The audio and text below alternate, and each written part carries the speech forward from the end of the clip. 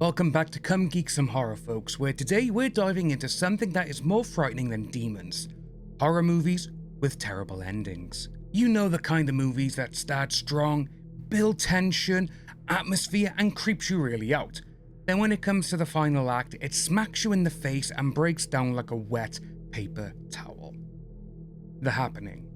Now listen, this movie had some potential. Mysterious deaths, paranoia, apocalyptic vibes, and most of all, written and directed by M. Night Shyamalan. People were waiting on this. It stars Mark Wahlberg, Jeremy Strong, and Zooey Deschanel, which made the movie look and feel like a big, bona fide Hollywood movie. Then the twist happened. It was plants. Plants. That's it. That was the twist. And to be honest with you, I really have no idea what the hell. This movie went downhill fast once people saw the movie. People were running from the wind. Mark Wahlberg was talking to a ficus.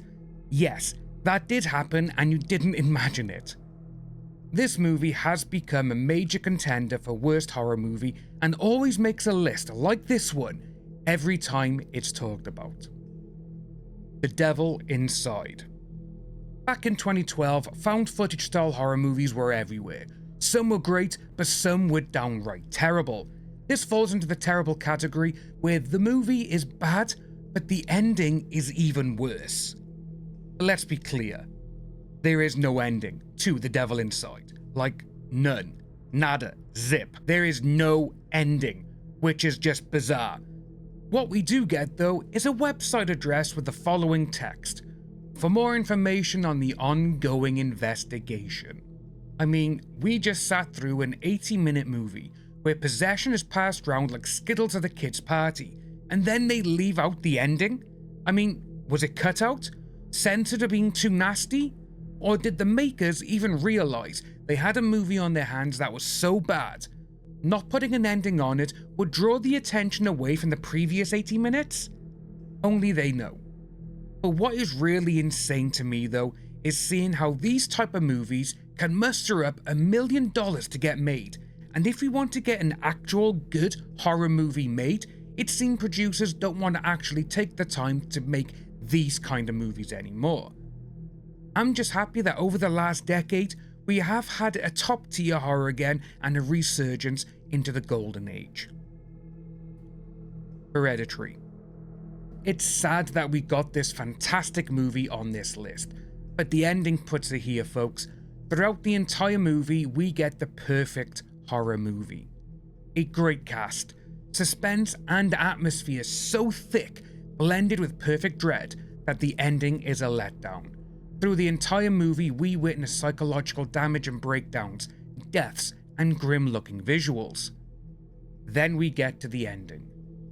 It's a cult. Sorry, a naked cult of mostly old people who wants to put the demon in a male body. That is it. Out of all the endings Ari Aster could have written, he went with a cult of naked people. It seems though like Ari just ran out of steam and it was like a race to the finish. But the ending could have been done with a few more minutes of Peter seeing the naked people and what was actually happening in the treehouse. As I said, this just sucks as the movie is phenomenal. Signs. Yes, folks, we have another M. Night movie on this list, which sucks because due to the majority of his movies, they are pretty good. But I think because he has become known as the twist guy, people expect outlandish twists. Why can't he just make a movie without twisting the audience? He can't, as people will call him a cop-out and that he can't make any twists up by himself. But Signs had a lot of things going for it. Mel Gibson, Joaquin Phoenix, an alien invasion to go along with some great jump scares. But then we find out that the aliens, they can be defeated by water. The element that the Earth and the human race is made up of. Really? So we can spit on these aliens and they'll die? It's laughable, but also sad, as this was M. Night's movie after the 1-2 punch of The Sixth Sense and Unbreakable, but his luck wouldn't come back for nearly a decade. Having water be the enemy of a visiting race just doesn't make sense. The Earth alone covers 71% of the planet with water. Humans are made up of to 60% of water, so it's almost like these aliens never did any research. And being an alien race, come on, they would have studied us like anything. It, Chapter 2. Now I love the It movies. Some great gore, great scares, great acting from the kids, and also Bill Skarsgård. It's also got a lot of great humor in it as well. But my issue, and it seems to be the same with many other people, is the ending. Compared to the book, we get a completely different ending, which somehow is worse than the book. We got a few changes in Chapter 1 which are okay, but changing the ending is more of a big deal, I think, to most. Obviously, the book's ending would have been great to see on screen. A giant alien spider fight where the heart of it is ripped out. That would have been cool to see. But what did we get? The Losers Club turning into a bunch of bullies and just calling Pennywise over and over a clown. The Losers Club, where each member has been bullied beyond belief, turn into the people they hate. Bullies. I mean, come on. That's not what the Losers Club is all about now, is it? I mean, come on.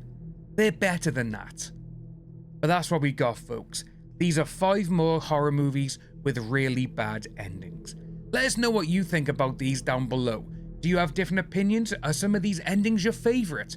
But guys, let us know down below in the comments section. As always, my name is Dan. Take care, and if you survive, I'll see you in the next video.